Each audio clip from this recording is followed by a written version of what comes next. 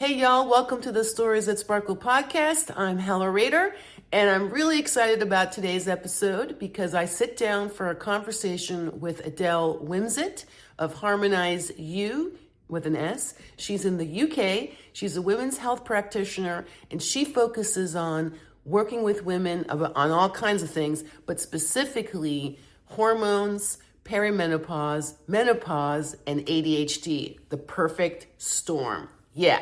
So, did a whole study about it. We talk all about this. I really wanted to sit down with her and have this conversation. I've been following Adele for a while on Instagram and really wanted to just have this conversation with her because my feed is just full of all kinds of stuff and supplements and do this and don't do that and so I really wanted to talk to her about the real nitty gritty medical pieces of this, the study that she did about the perfect storm. So yeah, I just really wanted to hear from her, someone with really great information and excellent expertise specifically on this subject. I really wanted to hear from her and get that information out there to all of you. So for anyone who's listening, welcome. For anyone who's watching, video pod episode alert, welcome. And I just invite you to get comfortable, sit back and listen and or watch along.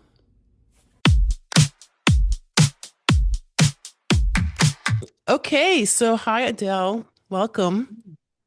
Thank you. Thank you for having me. Yeah, it's great to have you here on the Stories That Sparkle podcast. If I came across your Instagram is how this all began. I think, I don't know, a year or so ago, some time ago.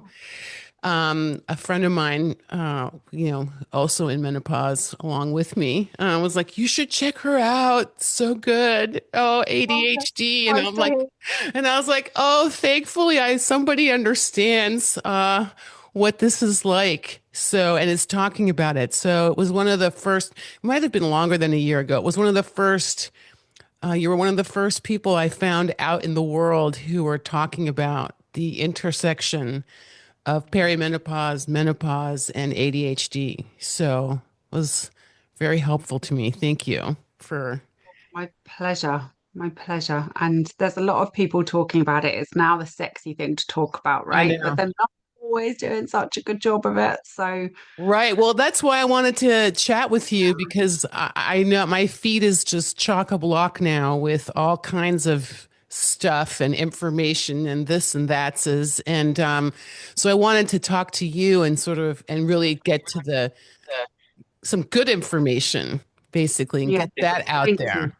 Yeah. Yeah, that's definitely something that I'm really working on at the moment is how to remove some of the overwhelm of the noise for ADHD women because our go-to safe parent is information, right? How do I intellectualize this to understand it? And unfortunately, there's a lot of oversimplified information that actually, when not undertaken correctly, can cause more problems. And it's just completely overwhelming. They're not contradicting each other. So what am I meant to do? What's the truth? So hopefully we can unpick all of that today. Yeah, no, I appreciate that. I appreciate that. So maybe we can start just a little bit of background, like what was your journey into this whole universe of being a health practitioner focused on women's health? Like what was your personal journey to even get to that place? Yeah, I mean, like all of us, this was a later career that got very exciting to me. I spent 20 years, I was in a senior position working with vulnerable people. And one of my lead areas was special educational needs and female offending. So I'd always worked with very vulnerable people and I had understood ADHD through that lens. And I used to joke around that, oh, it's my ADHD, but never really allowed myself to embody that because I'd been successful, quote unquote, never really thought about it.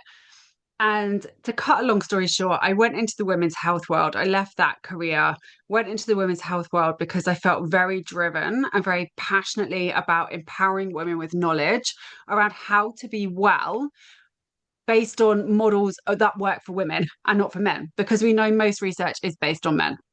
So I went into that field, retrained, which changed my life. I loved it. But then I got my own diagnosis when I hit perimenopause.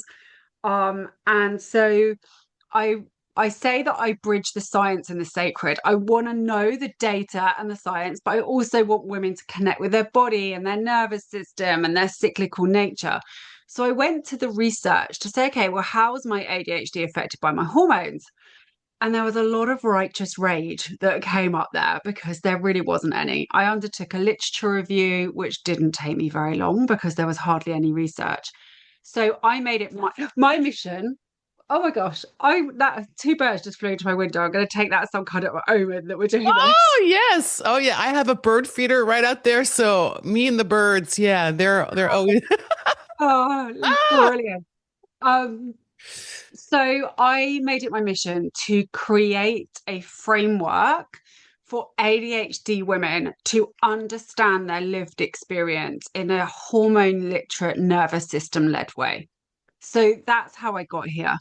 And now I really do specialize in perimenopause and ADHD. I undertook the only study that there has been into this last year, which was amazing. Amazing group of women came through that with me. So yeah, it's something I'm very passionate about. But that was the journey into this right. space that evolved very organically. There was no plan, obviously. It's just evolved and become a thing that I love. Right, right. Well, because yeah, so you did that study called The Perfect Storm, right? Yeah, And then I want to get into that and also circle back about you mentioned embodied, the sacred, and I know that's something else where we overlap in terms of somatic work, which is its definitely. whole universe of things, but very interconnected to this, and I find very helpful as part of the solution for sure. Um, Absolutely. I don't think this is my personal opinion that you can be working in this field with ADHD women or even in women's health and not in the basics be trauma informed. I think just being an undiagnosed little girl with rejection sensitivity dysphoria is traumatic. You know, we have highly sensitive nervous systems. We see the stuff that other people don't see, right? I often say this. We walk in a room, we know who likes us, who doesn't like us, what's expected of us, mask, survive, right? And that's our Mhm. nervous system is on. And a lot of the neurotypical advice about how to meditate doesn't work for us. In fact, it's quite stressful, going Yeah, to sit I in a can't corner do and it. just it. No, like I don't want to do yeah, I had to like learn how to meditate while doing the dishes or that. driving. Like Yeah, I had to just go, oh, I can't just sit here and meditate. Like it just doesn't work for me. And it was making it worse because I'm like, I can't well, get this one very simple thing. So, and then we're feeding that inner critic that tells us we're not good enough to do something, right? So for me, this is very much where somatics come into it. And you cannot support someone's hormones unless you are working with their nervous system too, because the nervous system runs the show. So no matter how many protocols someone wants to chuck at you around supplements and gut and liver, all these things are important, right? But if your nervous system is running the show and has been for decades, you're pushing a rock up a mountain trying to bring about true change. And that's why I feel my approach is all about let's stabilize you first. So the body's like, okay, I can do this. Now we can look at histamine. Now we can look at gut. Now we can look at liver. But if you're not stabilizing first, you're just a lot of ADHD tax, right? We've all got the supplement cupboard where we've got every supplement under the sun. It's there, every health device that just overwhelms us with information. We're a marketer's dream because we're desperate to find solutions in a world that doesn't understand us. right, So, right. Yeah, the somatics for me are a big part of the overall picture. right, right. Okay, so tell me about the perfect storm and the study that you Yeah. did. Yeah, so I'm a big believer in not just moaning about something and then not doing anything about it. So I did the moaning. I was very moany and cross that there wasn't the research into my body and to me to understand what was happening and my community. So I was like, okay, enough moaning now. Let's do something about it. So I was very fortunate to be able to partner with a company called Mira, who I think are phenomenal when it comes to hormone testing. I'm not a fan of blood tests for estrogen and progesterone. I don't think they're very helpful. But this device was a urine device, urine testing at home, test every morning, and it will tell us your exact estrogen and progesterone levels every single day of the cycle.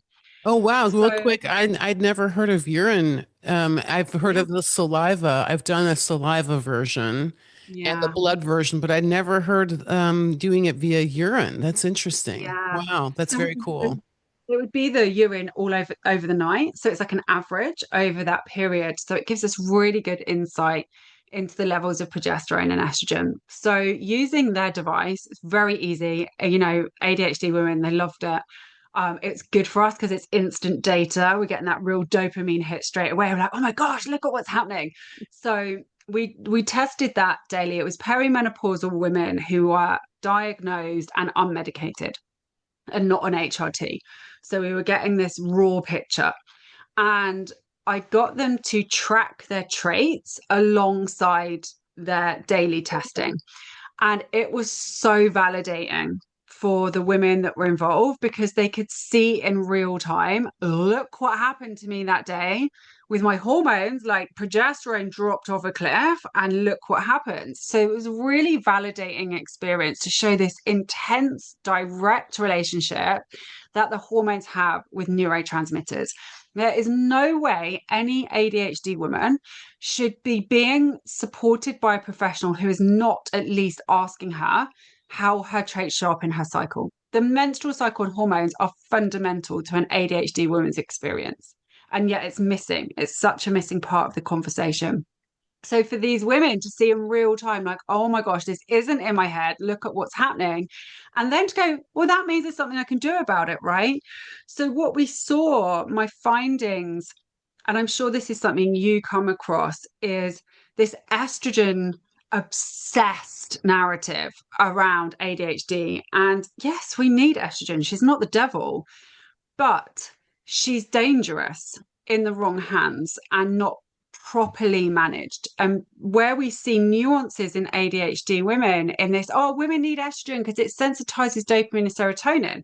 Yes, it does, but it also sensitizes and feeds histamine and glutamate, which are very excitatory for the nervous system. And particularly if we have a history of trauma, they can be there. And we know that estrogen literally changes the amygdala response in the brain. There's a new piece of research that's just come out around that. So actually, we just want to be a bit cautious with her. So my study showed, which I had firmly believed for a long time, was that women really right into their late 40s largely don't need estrogen. Their estrogen's doing just fine, but progesterone ships out. And so when we consider progesterone as a mood stabilizing molecule and a nervous system regulator, if you don't have sufficient progesterone, you will not be able to sleep properly, you will not be able to regulate your mood or stabilize your nervous system.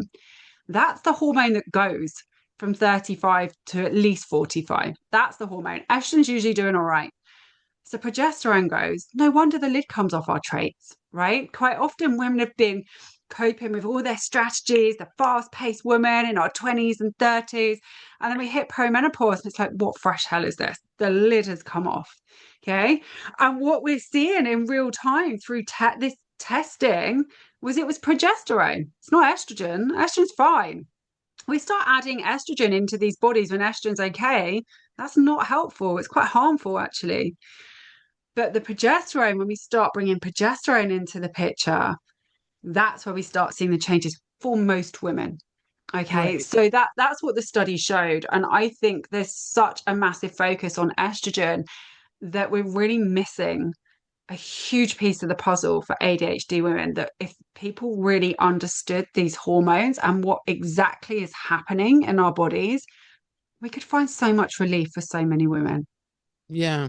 Yeah, no, I remember when I I mean, thankfully I had the benefit of women ahead of me who, Mm. anecdotally I would describe to them what was happening and they're like, yeah, that sounds like menopause, lady, go get it. Because I had a hysterectomy, so I didn't have a cycle to trigger an awareness in terms of, a monthly indicator of presence or absence. So, but I remember my doctor, who was a functional health medicine doctor, he was like, there's not enough black cohosh for you, lady in the world. Like you can take all the black cohosh you want. This is a hormonal issue, and we didn't even get into the ADHD because to this day I don't need a diagnosis. I'm pretty sure I know what this is, but he did have the HRT cream include progesterone, And which that is I amazing. can I can looking back, I didn't understand at the time. That was like 5 years ago or so, but I didn't now in retrospect, I'm like, oh, that was really great that he included that in the mix. Yeah. Really great because so many women that are given a hysterectomy are actively refused progesterone. And to me, I think that signifies one of the massive failings of our current medical model in refusing to give progesterone to women with a hysterectomy shows how little education our prescribers have around women's health because progesterone does so much more than protect the uterus, which is their justification. It just protects the uterus. No, it doesn't. It grows your Mhm. bones, it protects your breast health, it regulates your mood, it makes women sleep, it protects the myelin sheath around the nerves. Why are you denying this? These Right. healthful properties to women because they don't have a uterus. Completely, I think it's diabolical that that's what happened. So I'm so pleased to hear that you got that. Yeah, no, like I said, and what was amazing is at the time didn't even know how helpful that was and how important that was until years later when there was more information, because I just didn't think to ask. I trusted him very much. I Yeah, mean, great we do. doctor. So, that was another important piece to me was, having a doctor that I can talk, who's listening and who's talking to me and who's giving, like, breaking down the info on a screen, like breaking down the results and what they mean. I think that's also hugely important because it makes you Really feel like, oh, important. I can trust what this person's saying. They know what they're talking about and they can help me. Yeah. Yeah, we have to remove the ego that comes with working with women because the reality is the training hasn't been there. Certainly here in the UK, we've got a self-proclaimed misogynistic medical system, not because prescribers are misogynistic, but because the training and the way that we operate is misogynistic. It doesn't understand women. And this is why women have gone down the rabbit holes desperately seeking solutions and information because we're dealing with a system that doesn't understand us. We're dealing with a system that tells us synthetic progestins that have significant risk and side effect are the same as body identical progesterone that doesn't have that risk and side effect. That's what we're dealing with. So it's chaos. It's really hard for women to be out there to go, what's the truth? What am I meant to be doing? I need to advocate for myself. It's exhausting. Yeah, yeah. So how do you navigate that as as a woman who's working in this field and how do you navigate that and keep your system in a stable place?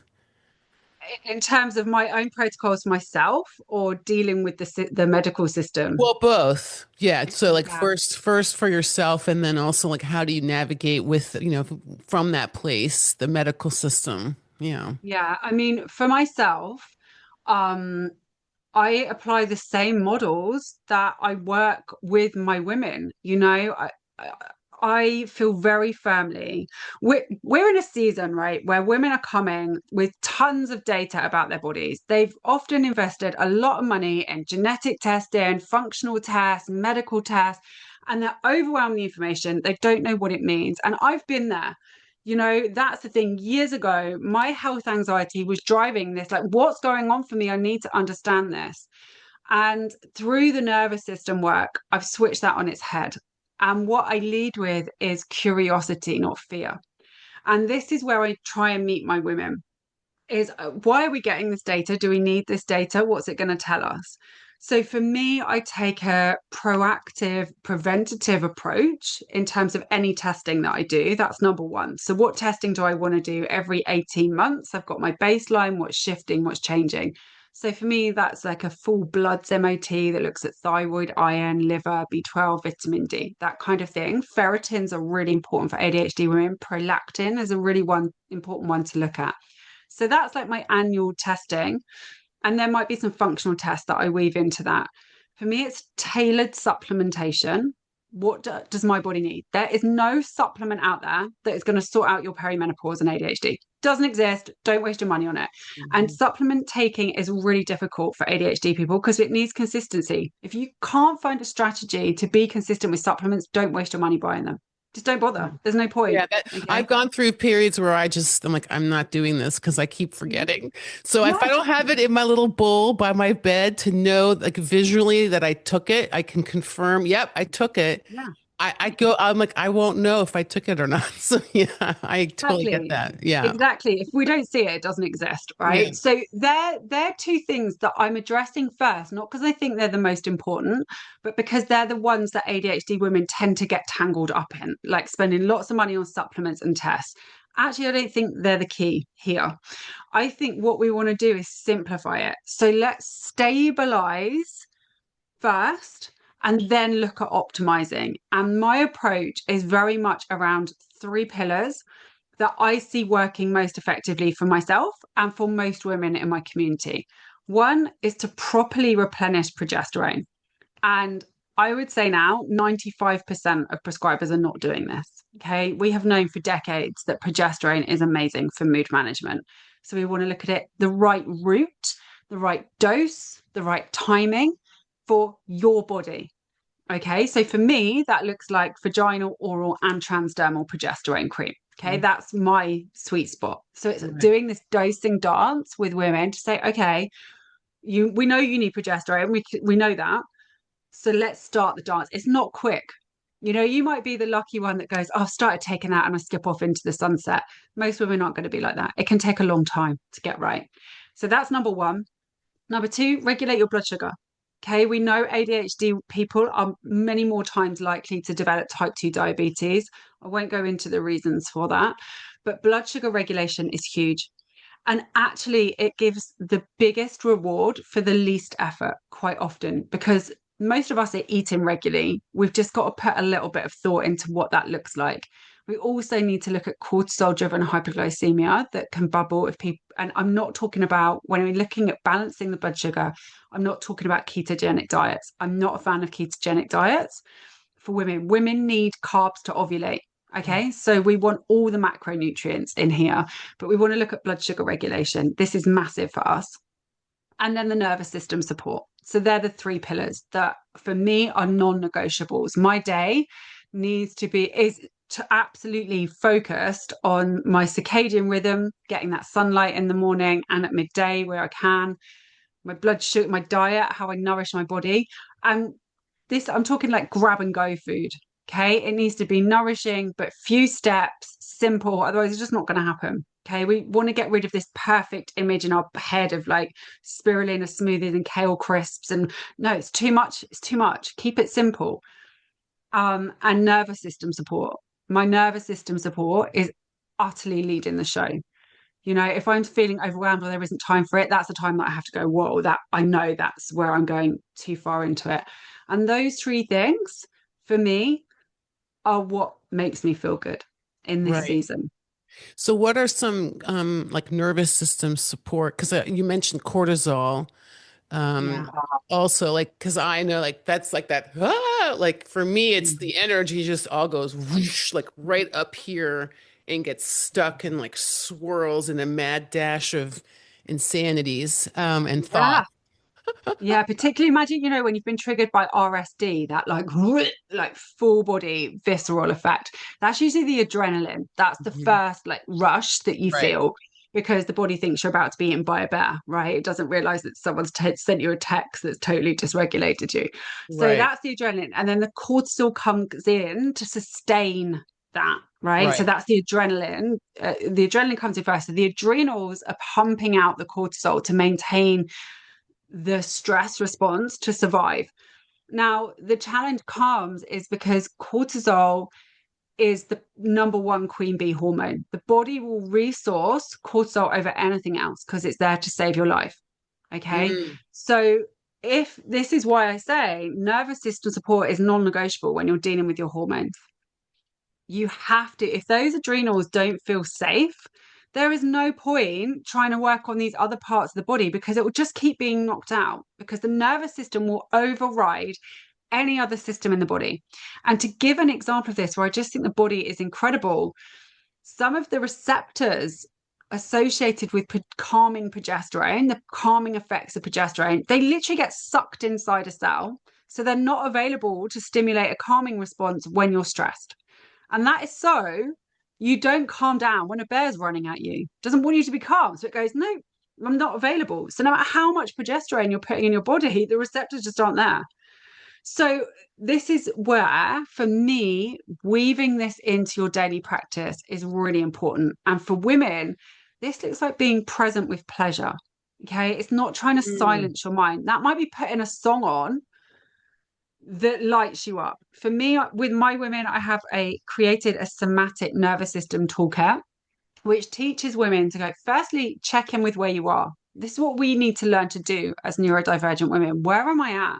What is my body feeling like right now? Actually, I can recognize I'm in a bit of a freeze state. I just need to lay here and watch Netflix, but it looks like I'm relaxing, but I'm really not. I'm just waiting until I have to get up and go and do something again. Yeah, Okay. that's been me the last week with all this cool.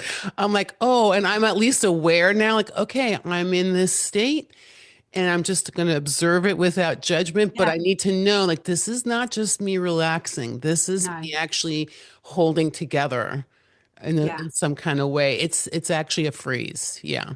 Yes. And it's learning. So this is like a big step, starting to recognize actually where am I right now? What's happening? And then once we start to connect with that, it's okay, what can I do about it? So in a freeze state, okay, I need to move my body to tell my body it's safe, that I don't need to play dead anymore. But I haven't got the capacity to get up and properly move. Okay, well, maybe I can just breathe with my hands in and out. I can do that. That's available to Ooh. me. Ooh, I So like just that. Wow. breathing. Hmm. And then the brain goes, oh, we don't need to play dead anymore. We've got a bit of movement, right? So without having to intellectualize it and calm the brain down, the body's shifting the state for you. Okay. So it's that. And if that doesn't feel available, close your eyes and imagine yourself moving.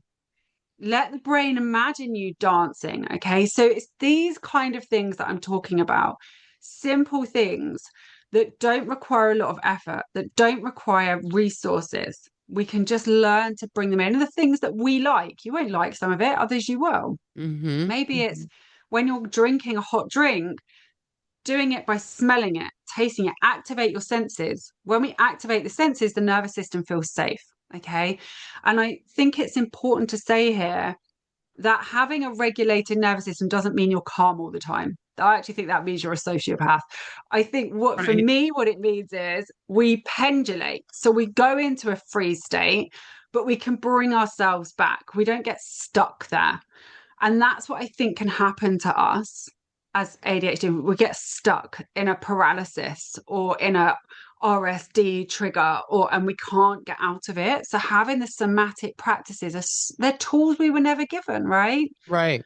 Right. I think so many of us don't know what it means to feel relaxed or how to do it. Yeah. Our level of Yeah. stress is so high and we're so desensitized to that. Yeah, and I love that you mention, let your body tell you, like your body will know, like your body already knows somewhere inside of it. So just giving it permission, that's worked for me to take the lead and not the head to figure it out. That's just Yeah, my default setting. But when I'm just like, okay, I'm gonna and I love this breathing with my hands by just scrunching my yeah, fingers, and yeah, that's moving. And I'm like, right, anything I can do to just move and yeah, allow my body to say what feels good to the pleasure point. What feels good in terms of movement? Like, is it a walk? Is it, cleaning up papers, just moving around the house, or is it scrunching my fingers or my toes? Yeah. Hmm. And I think really importantly, like you said there, not trying to create a story of why. Okay, why am I feeling like this? What's happened to it? Sometimes we just might not know. Hmm. The important thing is that we have a tool or a resource to be able to go, okay, I recognize this is where I am and this is how I can move out of it. Right, right. So then back to like how do you navigate or how have you navigating your practice? Because I know I've just from a distance observing, I've watched you evolve over the last year, how you do your practice and how you work with women. I'm sure the study you did had was Mm. a huge part of that. So how has that shifted for you in terms of how you work within, which is a different, very different kind of healthcare system, but still a healthcare Yeah. system than we have in the States, but nonetheless a system. So how do you navigate within that system to do the work that you do with others? Yeah, I mean, for me, this is one of the great things around working for yourself, right? You have the space to continually evolve and be completely organic, which works so well for an ADHD brain. I cannot stagnate. I'm always on the evolution and the, like fine tuning and, So when I first started accidentally working with ADHD and hormones because of my own journey, it was all women. It was, menarche right the way through post-menopause and anything in between. But that's huge. I don't work with fertility because I think it's so nuanced. And there's some incredible specialists out there. But so for me, it was going further into my own perimenopause journey has just led me to have more and more data and research and information around perimenopause. So whilst I would always be available to support any ADHD woman who wasn't helped because the services just aren't there, in my opinion, doing it very well always. For me, it's become very clear around perimenopause. Now, the challenge that I have here, particularly in the UK, Europe, Australia, it's a bit better in the States in terms of accessibility to hormones, is empowering my women with this knowledge around what they can do. And then they face a system that can't support them in that way. So I'm fortunate that I run my clinic with a specialist GP who's incredible. I'm really on board with understanding progesterone. In fact, I'd say he's probably the UK lead, in my opinion, from the prescribers I've come across. Um, but dealing with the mainstream system, I try not to, is Right. my honest answer, because women just a lot of the time get gaslit. Women come to me, they've got medical trauma from their experience, they're exhausted trying to get their needs met. And the system, in my opinion, is about 60 years behind where it needs to be in understanding HRT at all, particularly progesterone. So we're very limited with what we can do through that route. It's very frustrating, the privilege associated with being able to access a lot of these services, which are private. You're having to pay for them yourself. Um, so it's tricky. I have a letter on my website that is free to download for all women who want to access HRT and have ADHD. It references studies, so it takes a bit of the like, oh, please just read this. And I think the best you can hope for is you have a prescriber who's willing to get curious with you. Hmm. If you're shut down and someone does the inner eye roll, that is just so harmful. But if you have a prescriber, you say, please get curious with me on this. I have this evidence, I have this information. Will you work with me? That is the best that we can hope for in the current system. And in that, while that maintains, I just stay in my lane, keep going, keep educating, keep advocating, keep empowering with knowledge. And I do believe, maybe I'm naively optimistic, that over maybe the next decade, maybe the next two, there will be shift and there will be change, but it's coming from the women. It's not coming from the top down. There's no one coming to save us with this. It's Hmm. coming from women getting information and going to their doctors and saying, this is not effing good enough. Right. I Right. know this helps me. I've been working with a private prescriber on this dose. I feel amazing. Why are you refusing me this? That's where it's going to come from. Mm. Oh, I like that. Yeah. Mhm. Yeah, we have that agency to, I mean, that was certainly part of, I mean, being in the past medical gaslighting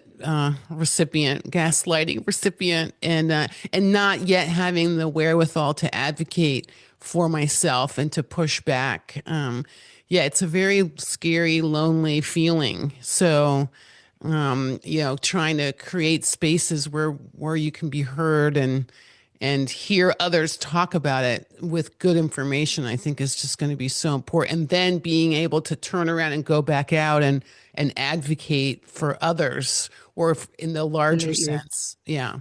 I Hmm. think, I mean, two things that you said there that I think are so powerful are one, community.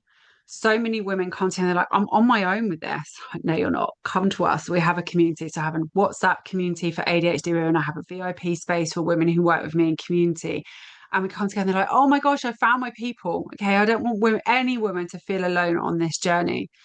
Um, what was the other thing that you said that was really important there? It'll come back to me. Total ADHD moment. But I No, I think that, get it. Oh, this makes me yeah, feel better. I just love, goes. And I'm totally unapologetic about it. I Like that's just know. what happens.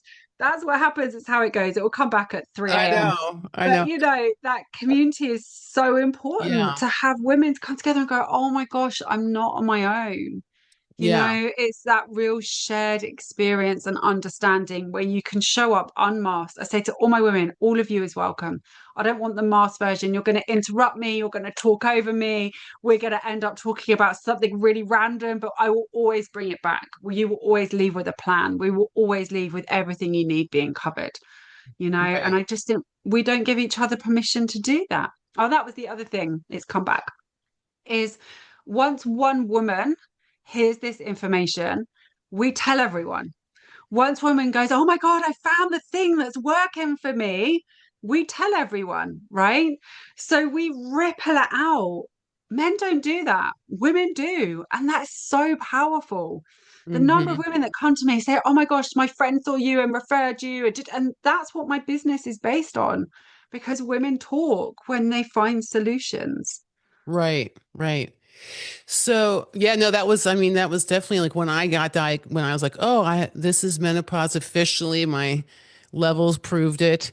And then I just, anytime I saw anyone, they were like talking about something that sounded like menopause. I'm like, that sounds like menopause. Go talk to your doctor. And they were like, what? I'm like, no, seriously, don't suffer. And it was, yeah, I was on a bit No, of a rampage for a good. while because I'm And like, because not every, I didn't, like I said, I had the benefit of having friends who are a bit older, who'd already been through it, who'd been through lots of medical gaslighting and were told that they had a yeah, brain tumor or thought they had a brain tumor, things like that. I'm like, what? So I had that benefit. So yeah, community is hugely important and it talking about is. it. And that because the M word was for a long time, like you can't talk about that. I'm like, why not? I know. Yeah. It's not a big deal. It's just menopause. So, I don't know why, yeah. because it has to do with a female body. I don't So much understand. shame. Yeah. There's so much shame and taboo. And I give a lot of talks in all different spaces around this. And whether I'm in a boardroom full of CEOs or a yurt where everyone's deep into their womb space and anything in between, the minute you give women permission to talk about their periods, everyone is in. I have never, touch wood, been in a space where no one's wanted to talk about it when they've been given the permission to. You know, it's Mm, really quite incredible when we have, and we're the generation removing that shame and saying no more. yeah. And I think what's really good is we're moving away from this stereotype that menopause meant dry vaginas and hot flushes. It's not. Early perimenopause, those, and maybe I'm talking like 10 years worth of symptoms, is nothing to do with that. You're looking at maybe more overwhelm, maybe a less robust nervous system, a bit more anxious. Women often go, I'm not an anxious person, but I've started to feel anxious. Progesterone deficiency. You're not sleeping so well. You may be developing a bit of belly fat on your tummy because you're not using insulin so effectively. These are the subtle shifts that are perimenopause that women go to a GP and they get put on a psychotic medication, a psychiatric medication, like an SSRI, right? And actually what they probably need is progesterone. Mm, right. So what would be, like I don't know, like at least one thing, but maybe like the top three things you would suggest to someone who's like noticing these changes for the first time, like what to do, and then if they go to someone, what to ask for, what questions they can ask, like some th simple things to gauge this is a good person that can help me, or I need to find someone else even kind of Yeah. thing. So if to answer the question about what to say to someone, if you are looking for a prescriber on progesterone, I would ask them what their knowledge is around higher doses of prescribing. Okay, so for example, the highest dose you're likely to get on the NHS is 200, whereas we would start our women usually on 300 and could go up to 2,500 in a 24-hour period. Okay, so really speaking to prescriber, what's your knowledge and experience around different types of progesterone and the dosing that you're willing to go to? That will gauge it. If it looks like very standard, 200 is the max, I would look elsewhere. That's going to give you a good gauge of where they are. In terms of some top tips that you can just go away and get going on. One, you can buy progesterone cream over the counter. If you think, like from what I've said today, it's landing, it might not be you. You know, progesterone isn't for everybody, but it's a Right. very, very safe molecule, you know, so you can have a look online and see if that's something you're interested in. The other thing I would say is eat 30 grams of protein within an hour of waking up. Like everyone can achieve that. Oh, Okay. I did not That know that. that's going to make your adrenals feel safe and it's going to regulate your blood sugar. So you're starting your entire day from a really regulated place. Okay. So within an hour, we don't want fasting. Okay. I'm not a fan of fasting for my women. There is lots of health evidence around fasting, but you better make sure your adrenals are highly functioning and optimal and your thyroid is in good shape. Otherwise, you are putting a lot of stress on the body. So So, like really for making someone sure like you me who doesn't have a thyroid anymore, that do. might be extra helpful to have my 30 grams of protein within the first hour. And a really good dose of progesterone. So Hmm. having that protein is really important. Get some sunlight in your eyes before 8:30 in the morning. Okay. Skies before screens. I go outside and I eat my breakfast outside, even if it's grey and overcast, which it seems to perpetually be here in England at the moment. Outside, you know, getting that daylight. Don't make it complicated. You know, it's like, okay, I need to eat my breakfast. I'm going to stand outside and get this daylight. That is going to tell your brain, oh, it's morning. So it knows when to release cortisol, it knows when to release melatonin, something ADHD people suffer with quite often is melatonin release. So getting that daylight doesn't cost you anything. You've just got to, the hard bit is weaving it into your day if you're not doing it already. And check in with yourself every day. How do I feel?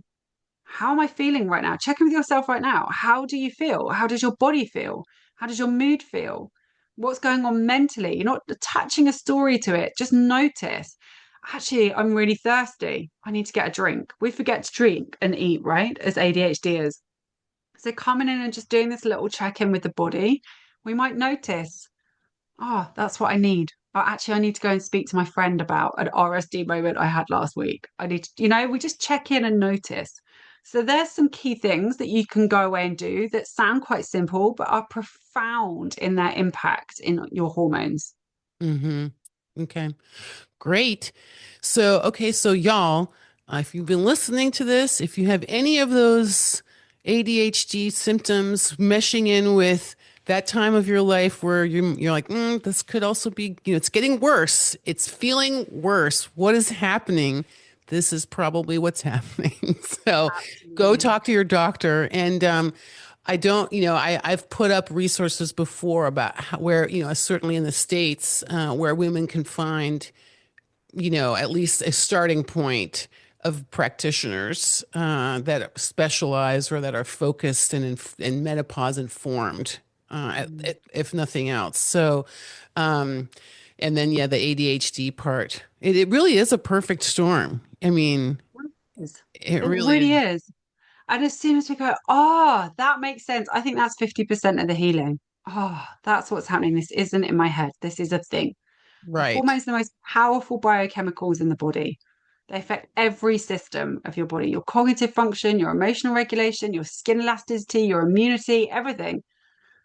Yeah. Well, I'm going to put your Instagram also in here. Thank you. So that people can find you there and follow you and get Yeah, info come there. say hi. Yes, she is delightful, y'all. Oh, Seriously, thank and really you. super helpful because you just put out great information that even if I'm not working with you one-on-one or directly, I don't Yeah. live there, etc. But I still get so much great information straight from Amazing. the source. So, I work with women all over the world. oh, So really? because I'm online, yeah, I've got quite a number of women in the States and Australia, across Europe, because we all Oh, need information, right? I don't prescribe, but I right, right. empower with the knowledge. And then it's like, right, let's go. And we create a plan. So that's not a problem. Okay, well, I'm going to make note of that. I did not realize that. So, note Yeah. to self, I'm making a note on my hand here. Making a note. No, but seriously, because I will be reaching out Yeah, because I'm I here. can I'm feel here. that like my doctor now is really great too. And I can feel that I need some additional support hormonally or just something. There's something I'm missing. Like I know I hear enough. that a lot. I know Yeah. enough and I know a lot and I have great care and yet there's some piece here I've been feeling for this past year is missing. So I didn't realize you worked with people in the States. So, woo! Women quite often come to me just like, I just need a one-off. This is what I'm doing. I've got the information. Can you just tell me what I'm missing, what's out of alignment, what I need to try? And quite often it's just like a few tweaks. And that's what I'm like, let's get here right. That's what's missing. And it's like, okay. Oh, this is amazing. Okay, y'all. So even better. Well, I'll have your Instagram, your website, and Yeah. we're gonna link to the study, right? In the Perfect. Yeah, show I will send notes. that through. Yeah, well, so we'll link to the show in the show notes. Everything will be there. All things Adele. So and harmonize you. I love that name, by the way. Oh, Harmonize you. thank you. It's really wonderful. So Yeah, thank you. yeah, well, thank you so much for taking the time. This has been really, and I learned something new today, and I thought I knew a lot already, but just Good. reminds me to stay curious and to ask Always. questions and not assume that I know what I don't know. So it's really helpful. Yeah. Good. Thank you for having me. Absolutely. Thank you. Bye. Great big thank you to Adele for joining me. A great big thank you to all of you for being here. All the links are in the show notes. The link to the Perfect Storm study that Adele did, the link to her website, Harmonize You with an S.co.uk, and of course her Instagram at Adele Wimsett with an underscore between the two names. So check all of those links out. It'll also all be in my resources page on my Substack, hellarader.substack.com. And if you have a story you want to share or a topic you'd like me to cover in an episode of the podcast, you can send me an email to hellarader@substack.com because together we really do bring light into dark places.